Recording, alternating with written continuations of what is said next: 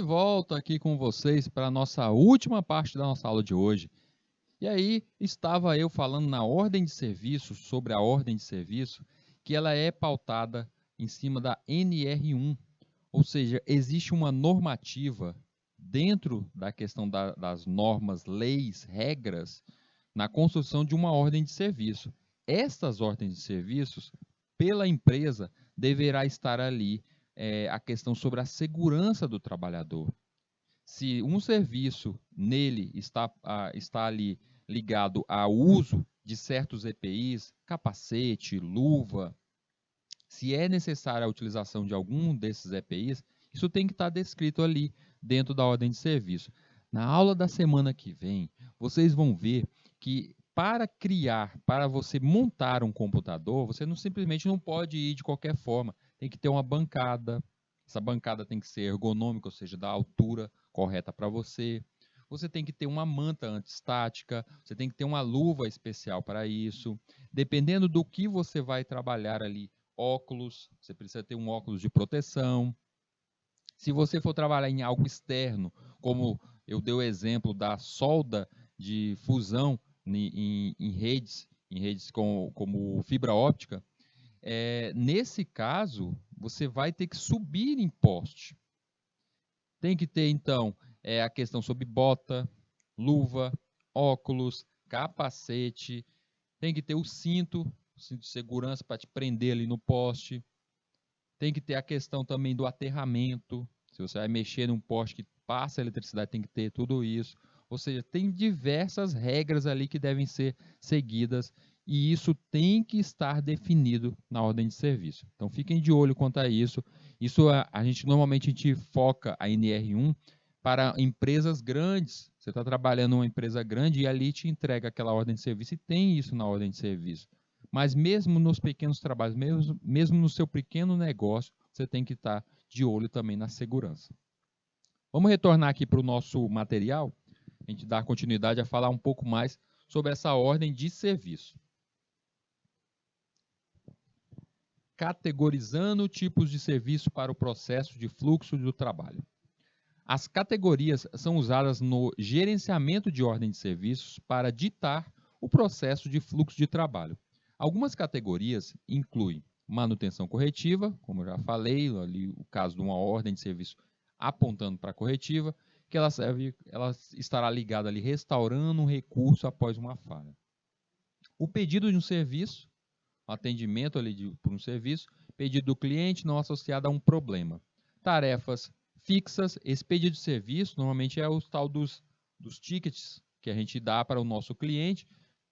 Quantas vezes ele poderá nos chamar para uma tal manutenção, para algum serviço, para alguma dúvida, né? Na verdade, não é nem uma correção, é para responder alguma dúvida. A gente possa gerar um feedback. As tarefas fixas é uma ordem permanente que precisa ser realizada regularmente. Exemplo de uma tarefa fixa, uma ordem de serviço que é uma tarefa fixa, backup do servidor. Você tem que fazer todo dia, ou de 3 em 3 dias, uma vez por semana. Isso tem que acontecer. Então, é uma tarefa fixa. No seu computador, você passa o antivírus de quanto em quanto tempo? Uma vez por semana? Uma vez por mês? Isso é uma tarefa fixa que você tem que deixar ali. Manutenção preventiva, ordens proativas projetadas para evitar falhas. Então, tem um checklist de tudo aquilo que deve ser verificado se ainda continuam a trabalhar, como no caso do exemplo que eu dei, o do carro que você troca o fluido de freio de tempo a tempo, não espera que ele fique com a viscosidade errada, a coloração errada. Não, é de tempo em tempo faz essa troca. Então, isso é uma preventiva. Eventos são projetados para abordar trabalhos que não estão relacionados à manutenção de ativos ou correções, ou seja, eventos aconteceu de forma extraordinária ali. É algo que totalmente não envolve aquele serviço. Como no caso, na manutenção de redes, você está ali na manutenção de redes, visualizando se a rede ali no seu bairro está a funcionar nesse serviço como provedor, mas aí poderá acontecer algum evento adicional, como por exemplo, diante de uma chuva, parte da sua da sua rede, ela ficou mais lenta. Então, é um evento, ela não quebrou os cabos, mas ficou mais lenta. Qual a motivação? Seria as caixas de passagem que estão cheias de água? Será algum bichinho que está roendo, algum roedor que está mexendo nos cabos? Então, é um evento. Você não sabe exatamente o que vai acontecer, não sabe se ali é uma correção, não tem a certeza do que é aquilo. Ele é um evento extraordinário. Bora para os nossos exemplos aqui, que eu trouxe 3 exemplos de ordem de serviço. Vou reafirmar isso. Esses 3 exemplos são somente exemplos. Eles não são fixos para vocês utilizarem na sua empresa. Vocês, a partir disso, a partir dessas ordens de serviço aqui, esses 3 exemplos que eu trouxe, é que você poderá montar a sua própria ordem de serviço. Eu tenho aqui nesse primeiro aqui, uma ordem para pedido de um serviço. Lá no início, lá no topo, sempre devemos ter o cabeçalho. Nesse cabeçalho, vai ter ali a numeração dessa ordem de serviço, se caso necessário, logotipo da empresa, endereço da empresa e tudo mais. Logo a seguir, a parte do cabeçalho que estará os dados do seu cliente, os dados tanto do seu cliente, endereço, telefone, do seu cliente, e-mail, como também a identificação do produto que você está recebendo ali, o número da ordem de serviço e a identificação daquele trabalho que vai ser feito. E percebam que eu tenho ali o item autorizado por e a assinatura, ou seja, eu vou estar autorizando ali, vai ter ali o meu cliente, vai autorizar a fazer aquele serviço. Eu vou preencher essa ordem por completa, a descrição do trabalho, troca da tela do celular Samsung Y. E aí o cliente ele assinou ali, dizendo que ele quer realmente que seja feita aquela troca. Se caso depois ele se arrependeu, não quero que troque não, bota minha tela quebrada de novo e devolve meu dinheiro. Não pode. Por quê? Porque ele já assinou. É um documento válido, um documento legal. Logo a seguir, nós temos o serviço de descrição do trabalho, além da descrição das peças materiais que são utilizados.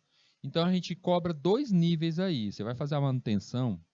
Digamos que você está fazendo a manutenção de um computador, está fazendo a limpeza dele.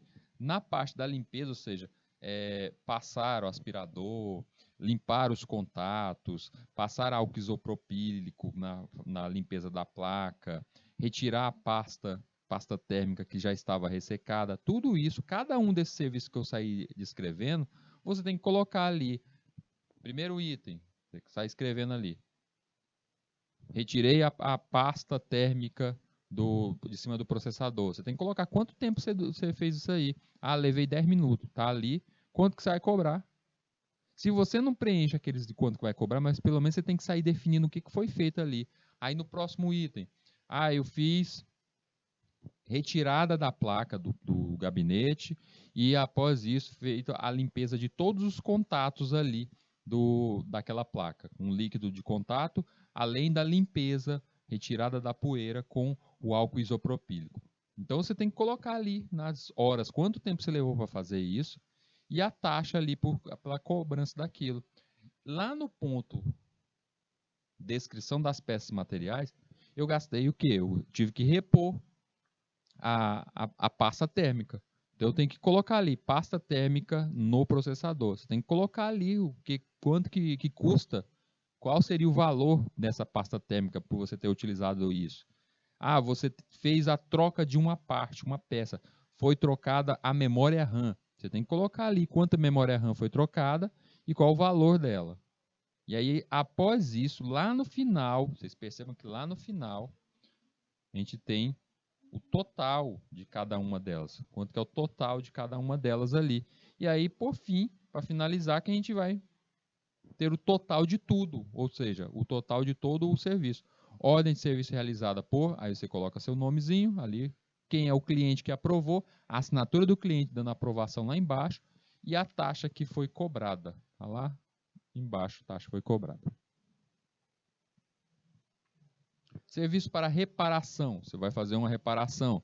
Aí, a mesma coisa, o cabeçalho, colocando o endereço, o nome da empresa, os dados do cliente, os dados do produto ali, o que vai ser reparado, vai ser corrigido. Ali a descrição do serviço em si, hora de entrada, hora de saída, e a descrição total de tal dado. Nessa ordem de serviço para reparação, ela seria perfeita para a fusão daquele cabo que rompeu de fibra óptica.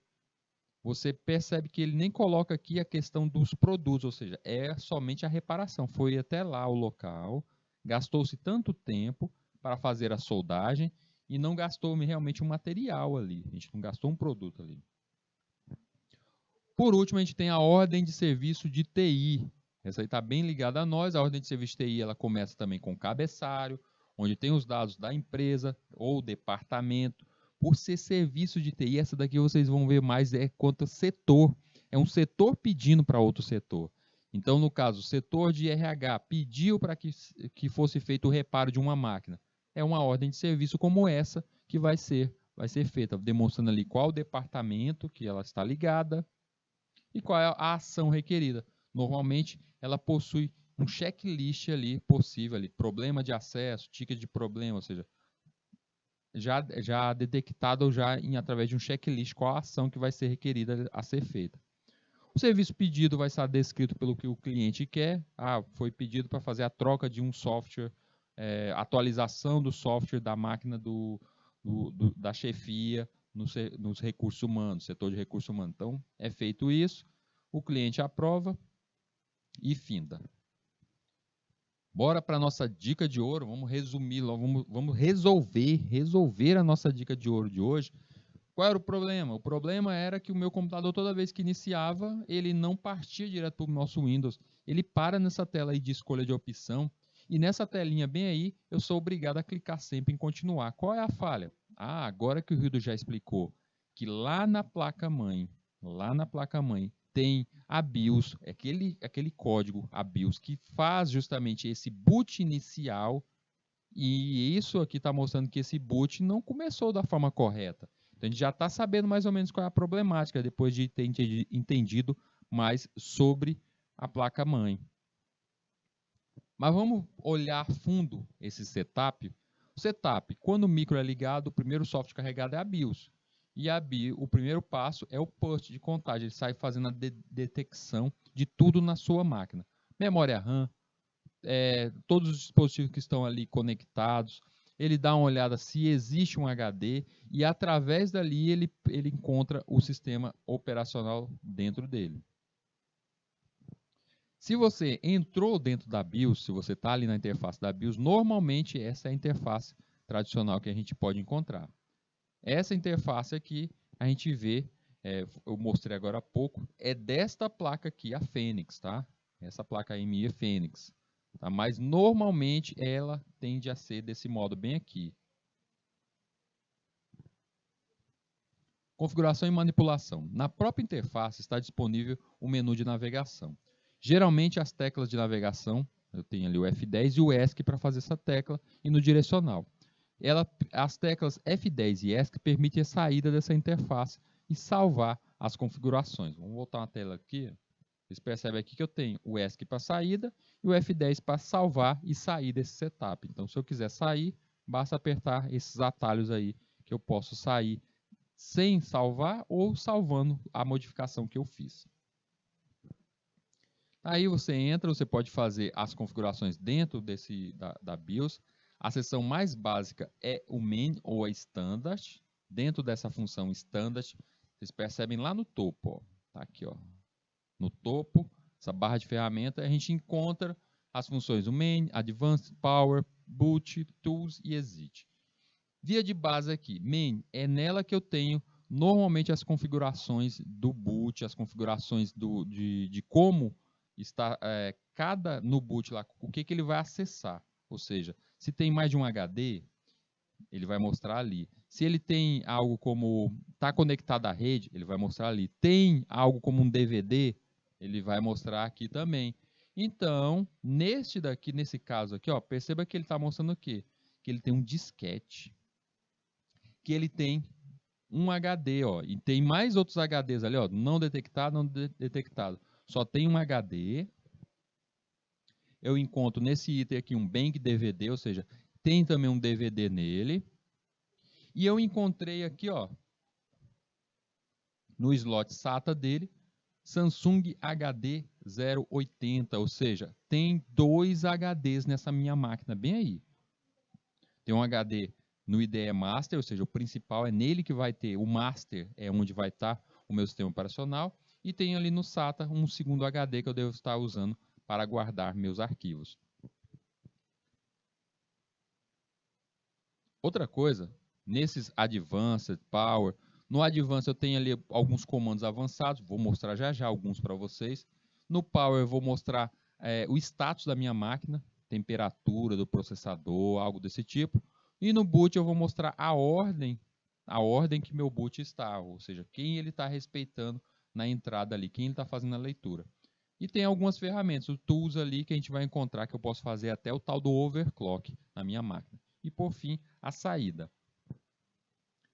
Acessando o submenu referente a cada um dos discos, é possível efetuar algumas modificações adicionais, como ajustar o modo de transferência, além de desativar algum dos adicionais ali, algum HD eu posso retirar ele dali, deixar ele desligado.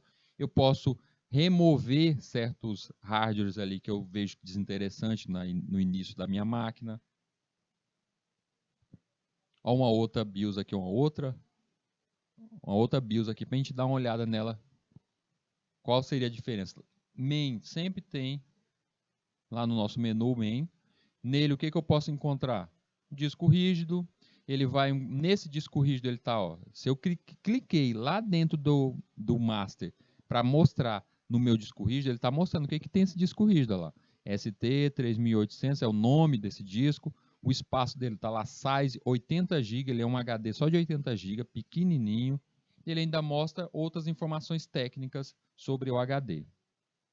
Então eu posso encontrar informações até mesmo do status de vidas de um HD dentro da minha BIOS. Ele é estacionado no meu computador. No Advanced, a gente vê alguns itens aí, algumas modificações. Eu vou até dizer para vocês, só mexam no Advanced se vocês... É avançado. Só mexam se vocês se sentirem seguros a isso, tá? Professor, se eu mexer em alguma coisa na minha BIOS, ferrei, mexi em tudo ali. E agora? O computador não funciona, o que eu faço? Vocês fazem o seguinte, vão lá, abra o gabinete, retira a pilha, a bateriazinha, isso tudo vai ser resetado. Retire a bateria, conta assim algo como 30 segundos e coloca ela de volta. Tudo que você fez aqui vai ser resetado. Então pode mexer tranquilamente aqui dentro da sua BIOS e se por acaso deu alguma coisa de errado, você pode retornar retirando aquela bateriazinha da nossa placa. Então a gente tem aí dentro do avançado aí, eu posso fazer algumas modificações, como ativar um chip de leitura, ativar uma porta SATA, ativar algo adicional. Inclusive é no avançado que a gente pode acionar o Wi-Fi. O Wi-Fi era para fazer a leitura dos sistemas como o Windows 8 em placas antigas, tá? Elas não reconheciam. Então você ativava o Wi-Fi, que era o modo de leitura do Windows 8. Para ativação de interface, procure pela opção Onboard IDE. Então, se eu quiser ativar uma interface qualquer, eu não quero que tenha, eu vejo que tem 4 entradas SATA na minha placa-mãe, mas elas não aparecem aqui. Então, você vai lá e você pode ativar essas entradas. Normalmente, elas vêm ativadas. Então, por que serve esse menu? Ele serve para, se caso alguma delas estiverem com curto, elas estiverem em curto, você pode ir ali e desativar.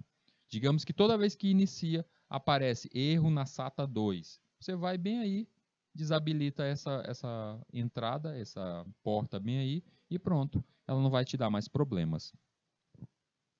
A opção SATA DMA Transfer ativa o suporte ao DMA para HDs ligados a portas SATA.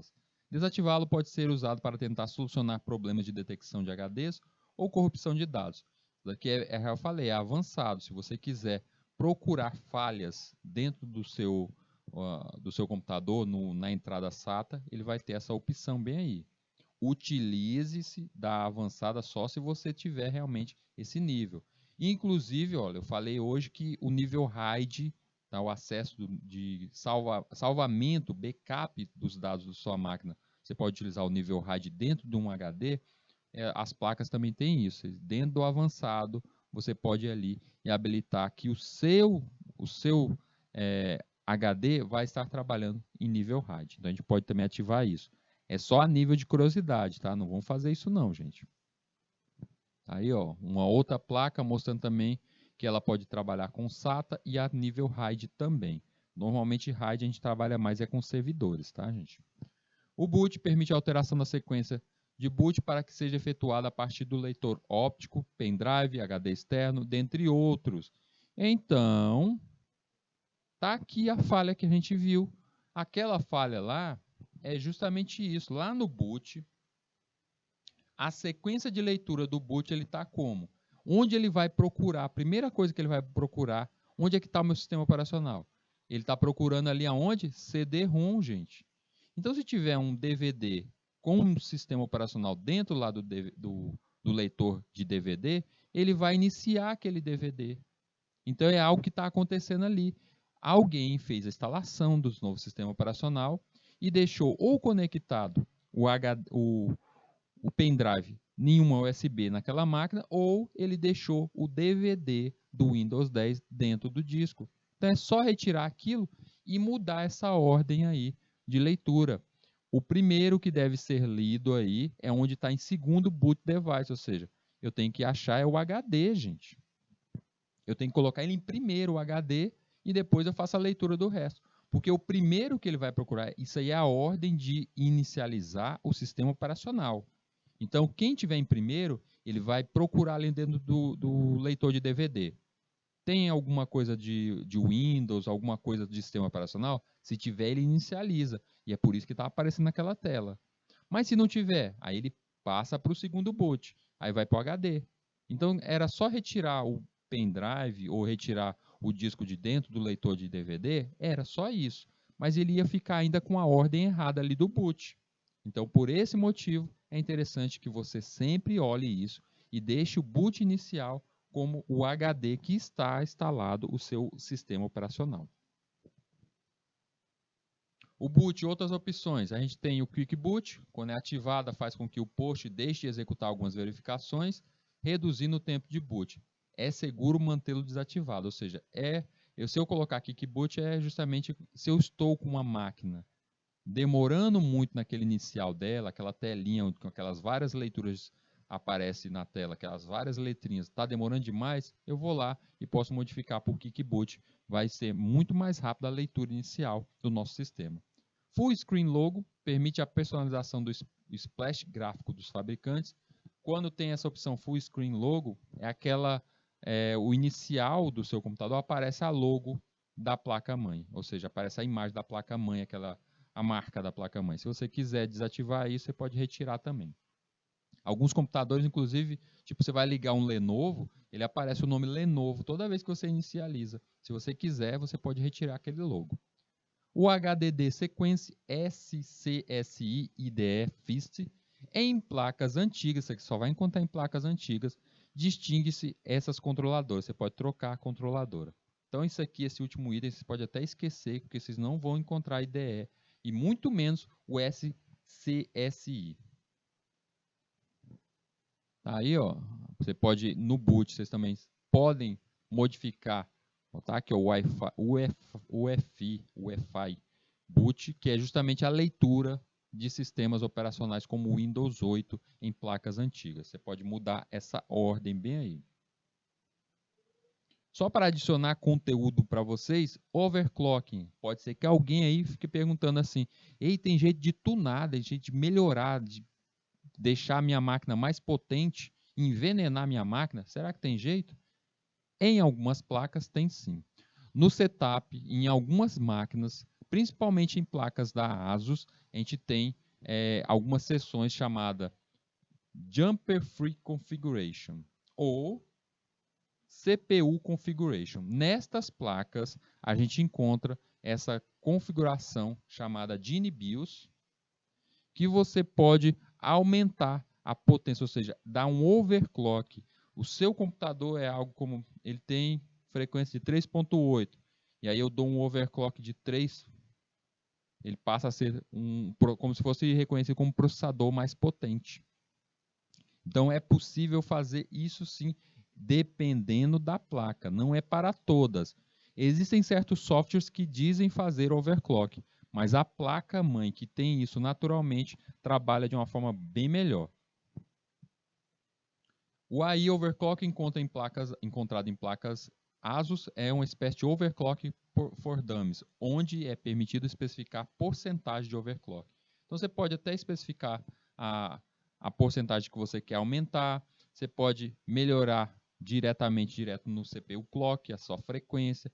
Então a gente pode trabalhar melhorando a performance da máquina. Quero dizer que até mesmo se a gente for pensar em qualquer maquinário que a gente vai chamar envenenar, ou seja, fazer um overclock, você vai estar fazendo ela trabalhar mais do que ela foi criada. Então você vai estar diminuindo o tempo de vida dela. Está aí na telinha a demonstração de um overclock, onde você pode mudar a frequência delas, isso aí nessa placa que a gente viu da AMD. Posso aumentar a frequência dela. Tem a CPU Multiply, que você pode também modificar isso. A V-Core Voltage, você pode também especificar a voltagem que está passando para o processador, mas eu digo sempre, só altere esses valores se você entende muito sobre isso. Além de, se você for fazer isso, saiba que o tempo de vida da tua máquina vai diminuir. Hypertransport, melhorar a questão da leitura de clock para certos gráficos. O PCI Express Clock também é modificar a frequência de leitura das entradas do PCI. Então, tudo isso nessas placas, a gente pode fazer esse tipo de modificação. Então, você pode trabalhar criando um overclock em cima desse tipo de máquina. Turminha, chegou aquele momento, a nossa hora de praticar com as nossas questões. Momento que eu trago para vocês aqui algumas questões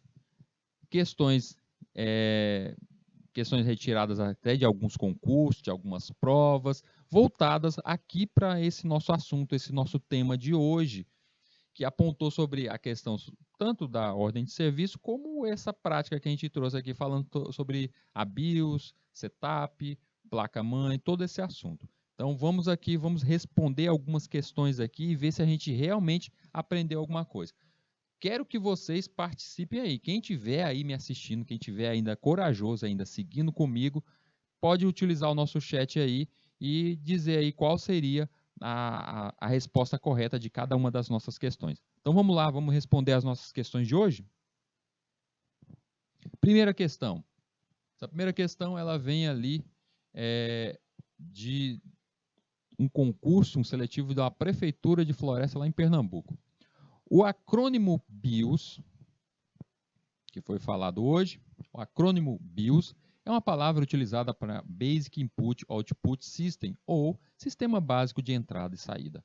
Com relação a BIOS, é correto afirmar. Então, dentre as várias alternativas, a gente tem somente uma que está falando a verdade. Bora procurar aqui quem está falando a verdade e desmistificar, bora retirar as fake news aqui do meio do caminho. Primeira, é um aplicativo responsável pela proteção do sistema operacional instalado na máquina. Nunca foi. A gente sabe que a BIOS ela não serve para a proteção da máquina. Isso aí seria algo como um antivírus. Letra B. É um aplicativo responsável pelo gerenciamento de tarefas e banco de dados de um computador. Já poderia parar bem aí. Sendo executado pelo sistema operacional. Pronto, acabou tudo errado isso aí. Não tem nada a ver. Tanto que não é a BIOS, para começo de conversa, ela nem é executada pelo sistema operacional, ela é pela placa, ela é o primeiro algoritmo a ser carregado dentro do nosso computador. Letra C, é um aplicativo de gerenciamento de dados, continua falando besteira, gerenciamento de dados não tem nada a ver com a BIOS, que é executado paralelamente com o sistema operacional, de jeito nenhum. Toda errada aí. Letra D, é um aplicativo responsável pelo carregamento do sistema operacional instalado na máquina. Justamente, é ela que aponta, lá no início, quando tu liga teu computador, é ela que diz onde está o sistema operacional e como ele deve ser carregado. A última aí, letra E, é um aplicativo responsável pelo gerenciamento de tarefas e dados, também não tem nada a ver. Sendo inicializado quando o sistema operacional está totalmente carregado. Não, gente. É antes do sistema operacional estar carregado que ela tem seu início. E não tem nada a ver com o gerenciamento de tarefas e dados. Certíssimo, esse daí. Ó, a próxima. Esse daqui, profissional de nível superior ali da Eletrobras. Considere as seguintes assertivas referentes a BIOS, Basic Input Output System, de um microcomputador e seu funcionamento. Então, ele vai dizer 3 coisas e ele quer saber quais das 3 ali são verdade, estão as 3. Ele quer que você indique quais são as corretas aí que estão falando a verdade sobre a BIOS. Então, vamos lá, então. A primeira dela diz: uma das funções da BIOS é armazenar temporariamente os dados que serão enviados para o periférico de saída. Nunca foi. Ela não tem nada que armazenar nada. Ela só, o trabalho dela é apertou o botão ligar o computador, ela vai procurar quais são os periféricos junto com o post, quais são os periféricos que tem ali, fazem parte da máquina, se está tudo ok, procurar o sistema operacional e inicializar o sistema operacional. Esse é o trabalho dela. Depois ela pode até dormir, mas esse é o trabalho dela. Então a primeira está errada. Vou colocar aqui um X nela, para dizer que ela está errada. Segunda, o BIOS ou a BIOS, né, participa do processamento do microcomputador como uma memória cache auxiliar da CPU. Deus que me livre disso. Não tem nada a ver com ela ser uma memória cache. Ele está comparando a BIOS à memória cache que a gente encontra dentro do nosso processador. Isso não tem nada a ver. Isso daí foi uma besteira gigantesca sendo falada. Terceira, será que não tem nenhuma certa, gente? O BIOS é um programa de computador executado quando o computador é ligado. Perfeito. Pronto, é só isso. Um programa, o computador é ligado, ele está ali. Então a gente tem uma que é só a terceira, tem a letrinha C. C, correta. Bora mais uma aqui. Uma das atribuições da BIOS em um computador do tipo IBM PC é corrigir, uma das atribuições da BIOS, fala que é o IBM PC, mas vamos botar como geral, computador de forma geral. Então, quais são as funções, uma das funções dessa BIOS? Ele está procurando quais delas aqui que está essa função. A. Corrigir setores defeituosos no disco rígido? Não, gente. A BIOS ela não corrige setores defeituosos. O post que está junto com a BIOS, ele verifica esses setores defeituosos e dá alerta, mas ele não corrige. Esse não é trabalho dele.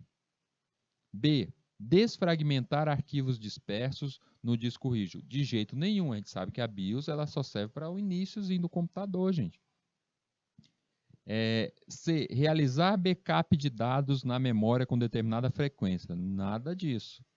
Letra D. Contatar o fabricante do computador quando este acusar algum problema de hardware. Também não. Tem que ser essa última, gente. Detectar e reconhecer componentes físicos, hardware, conectados ao computador. Perfeito. Por enquanto está tudo molezinha, tudo tranquilo demais essas questões. O BIOS, esse daqui é justamente, gente, essa aqui é uma questão da nossa área, técnica informática. De uma provinha da nossa área lá no Rio Grande do Sul. O BIOS, o CMOS e o setup de um microcomputador corresponde respectivamente a componentes de... Olha só, gente. Hoje eu falei sobre isso, fiquei ali martelando sobre isso. Quem é software, quem é hardware. E aí a gente viu o seguinte, eu fiquei falando para vocês que a BIOS ela é o algoritmo, a BIOS é um algoritmo. Se é um algoritmo, ela é software, não é isso, gente? Olha, a Aroasa aí tá comigo, tá seguindo comigo aí. Qual é a resposta dessa daqui, Aroasa? Vai firme, vai firme. Então, se eu tenho que a BIOS, a gente sabe que ela é um software. Então, quais estariam certos? Tem um software aqui, tem um software, tem um software. Estou em 3. CMOS ou CMOS, ele é o quê? Um hardware ou um software? Basta lembrar que ele é o nosso chip, ele não é um chip da placa. Se é um chip, Hildo, qual é a diferença do hardware e do software? O software você não consegue pegar, o hardware você pega. O software você só consegue xingar, o hardware você consegue chutar. Certo? Vamos lembrar disso. Então, no caso, ele é um chip, ele é físico. Se ele é físico, ele é hardware. Então, a gente tem que procurar ali quem está falando das nossas opções que é hardware. Hardware e hardware. Fiquei em duas, estou entre a B e a D. Faltou a última aí, saber se ela é hardware ou software. Setup. É o setup do computador. Cara, setup do computador, o Rildo não chegou a falar sobre setup, não. Naquele último instante ali, quando a gente estava adentrando dentro da BIOS, vocês lembram daquela configuração? Ali é justamente ali que a gente encontra o setup. Aquele programa apresentado ali dentro da BIOS é justamente que mostra o setup da minha máquina. Espera aí, você falou um programa? Se falou um programa, falou em software. Se falou de software, está aqui, está marcado. Será que a gente acertou? Ou o Rildo vai passar vergonha? Acertou. Tá aí, BIOS, software, CMOS é o hardware, que é o chip, e setup é um software. Perfeito, a Aroaz está seguindo comigo aí. Bora para essa próxima aqui. Nessa daqui, ela é do TRE do Ceará, técnico judiciário. Gente, aqui é prova pesada, ó. Operação de computador, prova pesada aqui, é nível superior aqui. Sobre os chipsets, é correto afirmar. Chipset é o que, gente? Chipset é justamente aquela questão lá da placa norte, placa sul, não é? Ponte norte, ponte sul. Não foi isso que a gente falou? É aquele ponto ali. Bora procurar entre as opções aqui. A gente consegue achar qual que delas está correta e o que tem nas outras que estão errado. Bora ler. Eu vou continuar na ordem aqui, de A até E. Se eu achar que é certa, eu vou marcar ela. Letra A. Atualmente, existe a possibilidade das pontes encontradas, existe a possibilidade das pontes encontradas em placa-mãe serem substituídas por um único chipset. Eita! Será? O Rildo falou que elas ficam separadas, mas está dizendo aí que atualmente existe a possibilidade das pontes encontradas em placas-mãe serem substituídas por um único chipset. Eu tô achando que é essa, mas não vou marcar ela não, ó. A Aroaz já chutou logo, meteu o soco nela e disse que é essa daí que tá correta. Eu vou ver as outras antes, ó. Eu vou ser veaco aqui, cara. Vou dar uma olhada nessas outras. Bora lá a letra B para ver o que tem de errado. Se eu encontrar todas as outras erradas, eu volto para a letra A. B. O chipset de um computador é considerado o cérebro da placa-mãe, sendo constituído de até 5 pontes. Pelo amor de Deus, essa daí não podia estar mais errada. Dizer que ele é o cérebro da placa-mãe, nunca comparamos com isso. E dizer que ela tem 5 pontes, sabemos que só são duas, a ponte norte e a ponte sul. Então ela já está errada. C. A chamada ponte sul é responsável pela comunicação do processador com as memórias. É isso? Não é. Aqui é a ponte norte. Ponte norte, que é aquela que fica perto do processador e da memória RAM. A próxima, que é a chamada ponte norte, abriga os controladores de HDs e as portas USB, paralela, PS2 e serial. Será que ela está certa? Não, Rildo, de jeito nenhum. Ponte norte, essa daqui é a ponte sul. A ponte sul é que trabalha com esses controladores. A ponte sul que está ligada aos discos rígidos, que está ligada ali à finalização. É ela que se conecta à questão sobre as portas USB. É ela que faz toda a transição. Se você fizer a conexão, se você conectar uma placa de vídeo à tua máquina ali em uma PCI Express, você conectou, quem vai estar atendendo a ela é justamente a ponte sul. Ela transita os dados para a ponte norte, que entrega isso ao processador. Então, nesse caso aí, é a ponte sul. Além disso, além dessa visão aí, a gente tem que lembrar o seguinte: a ponte sul, ela que controla o quê? O CMOS.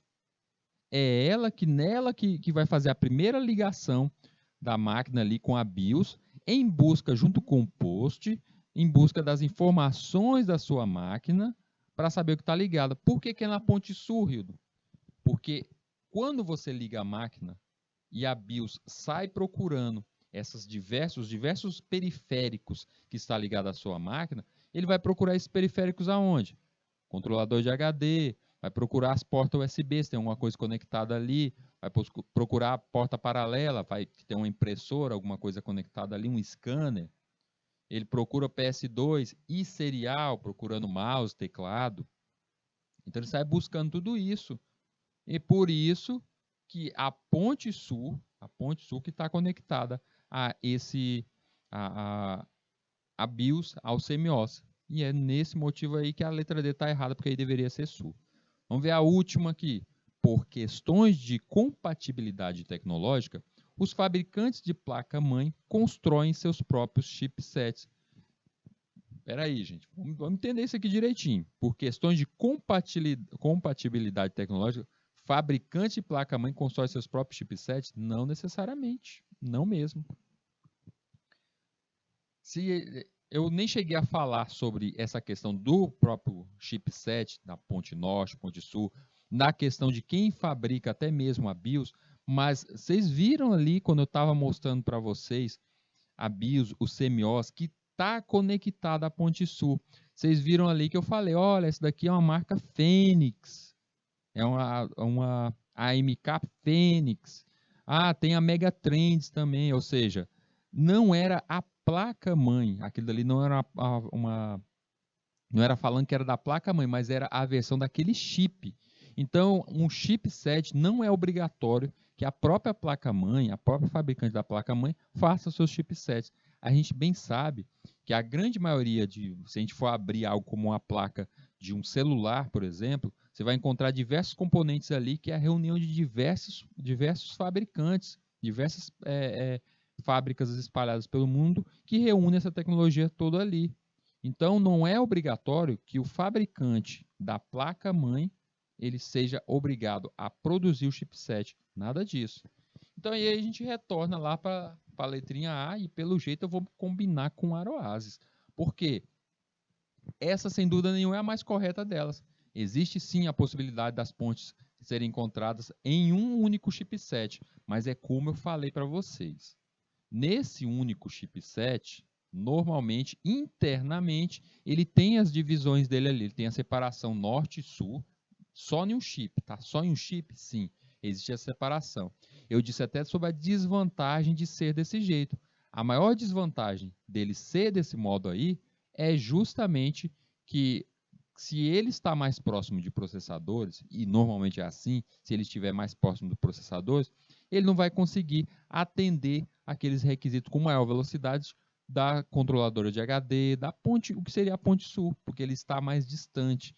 Essa proximidade, você pode falar assim, mas é uma proximidade de praticamente um palmo de distância, a localização dele. Mas esse um palmo, no mundo da informática, é muita coisa.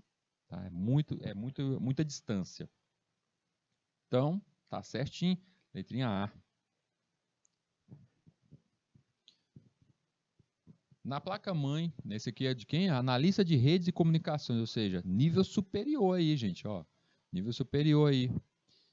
Na placa-mãe de um microcomputador do tipo PC, existem diversos componentes, como o processador, as memórias, os chipsets. A maioria dos chipsets é formada por dois chips principais denominados... pelo amor de Deus, essa daqui não tem como errar. Eu vou até esperar ali a galerinha, o Aroaz aí. Vai lá, responde aí, Aroaz. Isso aqui não tem como errar. O Rido ficou martelando isso todo o tempo. Tá ali, ó, o pessoal ali do... Pronto, o pessoal do YouTube também já está respondendo. Essa daqui, gente, se cai uma dessa num concurso que eu estou fazendo. Viro na mesma hora funcionário público. Isso aqui não tem muito a dizer não, gente. Se a gente está falando aqui que os chipsets formados por dois chips principais, bora ver o que está errado nas outras. A gente já sabe aí que é a ponte norte e a ponte sul. Não tem nem o que discutir.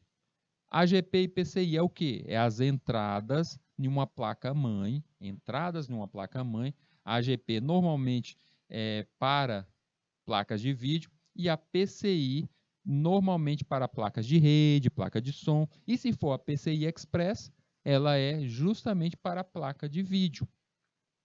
Letra B, ISA e EISA. Essas daí são entradas antigas de memória, gente. As antigas entradas para memórias, como a memória RAM, que eram as primeiras memórias ali, primeiras memórias RAM utilizadas nessas máquinas, utilizavam as entradas ISA e a EISA. Inclusive a ISA, se eu não me engano, a ISA é a evolução da EISA. Houve essa evolução. E a gente viu várias evoluções aí na contagem da nossa história da computação lá nas primeiras aulas. Então, também não tem nada a ver. Letra C, bloco AT e bloco ATX. Pelo amor de Deus, hoje a gente falou que AT e ATX é justamente a configuração, o modo da arquitetura daquela da placa-mãe, o modo daquela arquitetura para uma fonte de energia. Então, não tem nada a ver com isso. Letra E, controlador de vídeo e controlador de som. Não mesmo, esse controlador de vídeo e controlador de som são realmente chips que podem existir numa placa-mãe para fazer esse controle a mais sobre vídeo e som, que a gente poderia chamar, poderia igualar como a placa de vídeo on-board e uma placa de som on-board. É a saída de som, aquela saída de som que você tem naturalmente na tua placa-mãe, a saída de vídeo que está ali conectada à tua placa-mãe. Então, essa daqui não tem nem muito o que discutir. Tá aí, ponte norte e ponte sul. Galerinha, tá atenta. Essa daqui é para técnica de informática, já é nossa área. Essa daqui não pode errar, não. Nossa área. Tá ali, é uma prova que foi feita lá pelo Tribunal de Contas, lá em Roraima. 2007, um pouquinho antiga. Mas vamos ver aqui. Ah, Rildo, essa daqui tá difícil. Tem uns nomes bonitos aí que eu não vou conseguir achar, não, a solução para ela. Bora ver o que ela diz? A técnica de se configurar qualquer tipo de componente eletrônico para trabalhar em um clock acima do especificado é chamado de... Ó, a galera está pronta para responder? Pronta para responder? Será que vocês conseguem acertar essa? Quem está me seguindo aí ainda pode responder. Então eu tenho 4 opções aí que não tem nada a ver, que eu vou explicar o que são cada uma delas. Não tem nada a ver com esse trabalhar com um clock acima do especificado. Ora, mas Aroaz aí. Quem está me respondendo aí em Aroaz? Bota teu nome aí. Me falar mesmo. Eu estou vendo aí que Aroaz está... Entrou outra aí. Respondendo também letra A. Me diz aí um nome aí. Eu quero saber o nome dos inteligentes aí que estão me seguindo. Os corajosos que estão me seguindo até agora. No finalzinho da nossa aula, a gente respondendo aqui questão até tarde. Tá certinho, gente. Não tem nem o que dizer aí. É overclock. Overclock, o nomezinho, se você tentar traduzir over, ou seja, você está colocando acima, esse clock acima. Eu mostrei até a configuração ali, essa configuração de overclock dentro da placa na BIOS ali. Algumas placas fazem isso. Existem alguns sistemas. A Gabriela que está respondendo aí lá em Arauás. Parabéns, Gabriela. Parabéns. Então, existe sim algumas placas que fazem isso e existem alguns softwares que dizem fazer isso. Não fazem tão bem como vocês perceberam ali quando a placa é específica para isso. E normalmente essas placas são mais caras, são vistas como placas para gamers, ou seja, quem precisa de um processamento muito maior do que o que já tem especificado ali, ou seja, o cara quer demais, e aí é o nosso overclock. E o que são essas outras? Hyperthreading. O hyperthreading é justamente uma estratégia de comunicação interna nos processadores de mais de um núcleo. Eu tenho ali um processador com mais de um núcleo, ele utiliza essa estratégia, o hyperthreading, para criar os processos de comunicação entre elas. O hypertransport é justamente a estratégia que trabalha junto com o hyperthreading. Ou seja, as duas estão ligadas a processadores, são métodos utilizados dentro do processador. Multiprocessamento continua dentro do processador. Multiprocessamento é utilizar vários processos ao mesmo tempo. A gente viu isso quando estava falando lá sobre o processador e vocês vão ver essas 3 aí. O hyperthreading, transporte e multiprocessamento quando você chegar lá na aulazinha de sistemas operacionais. O professor vai falar para vocês aí sobre isso, vai falar com vocês sobre esse tema aí. E essa última aí, Rambus. O que é essa Rambus? Essa daí é uma estratégia utilizada para memória RAM. Existiu um tipo de memória RAM, ainda existe um tipo de memória RAM que seguiu não o caminho das DIMMs natural, mas seguiu a tal da tecnologia Rambus. Então, isso é uma tecnologia para a memória RAM. Mais uma questão aqui, analista de tecnologia da informação, nível superior, gente. Eita, nível superior, sou só técnico, ó, não vou conseguir acertar, será? Bora ver aí se a Gabriela consegue acertar?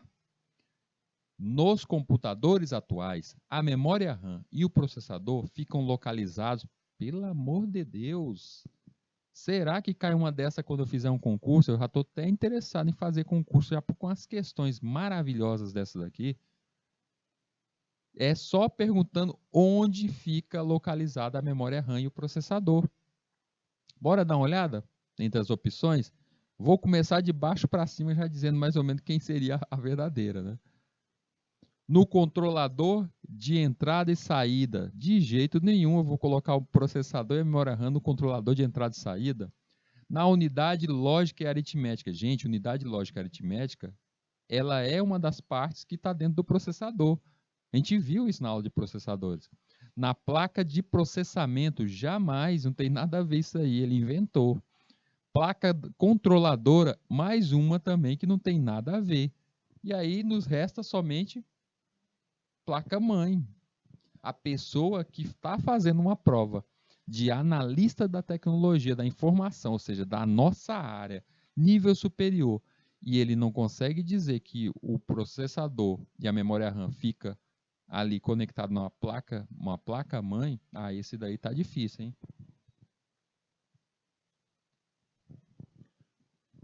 Mais uma questão nível superior, engenharia da computação, perito criminal. Olha aí, se vocês um dia forem fazer uma prova para virar perito criminal, ou seja, aquele CSI, é o CSI do mundo criminal aí, justamente procurando esses hackers aí, esse aí é uma dessas questões que vai aparecer para vocês.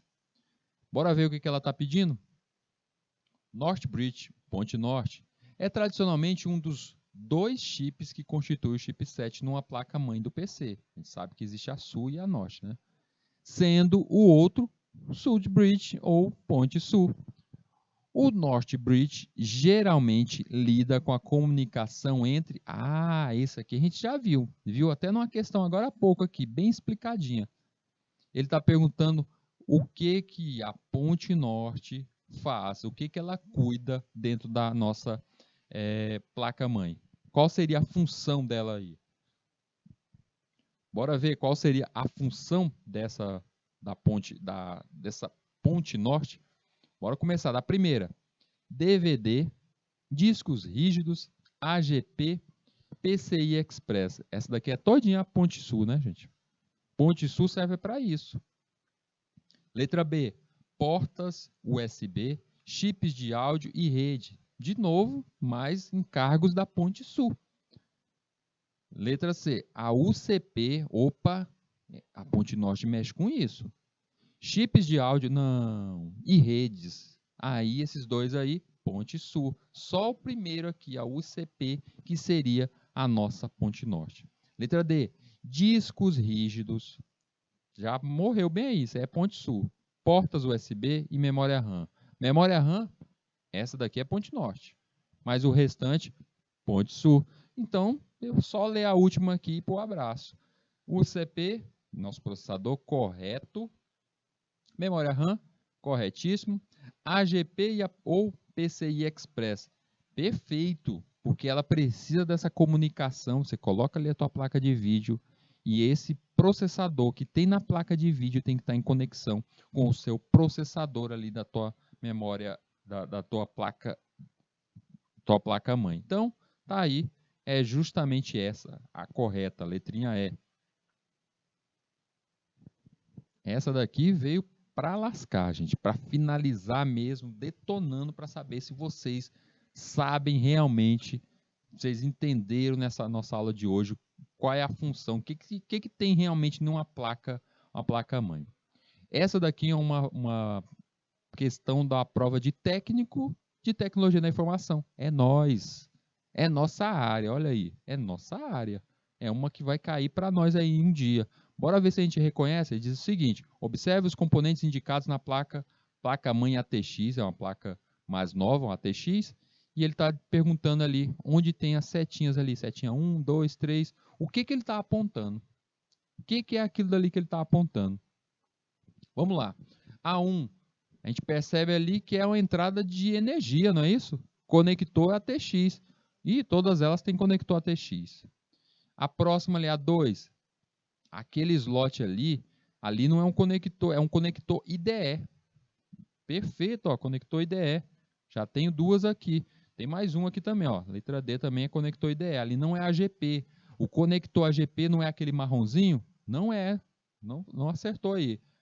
Terceiro, é o nosso slot AGP, que poderia ter vindo marronzinho, né? Poderia ter vindo desse jeito, mas acabou não vindo desse jeito. Então, é o nosso slot AGP, tenho duas aí, ó, estou seguindo em duas. Na quarta, eu estou pedindo ali entrada aos slots DRAM, ou seja, é justamente, gente, memória RAM, já tem a opção.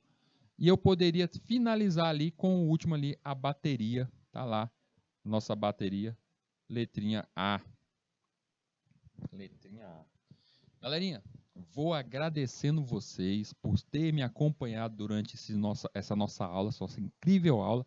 Vou pedindo, lembrando vocês, semana que vem vai ser praticamente mostrando um computador sendo montado do início ao fim. Vou mostrar isso para vocês, então não percam.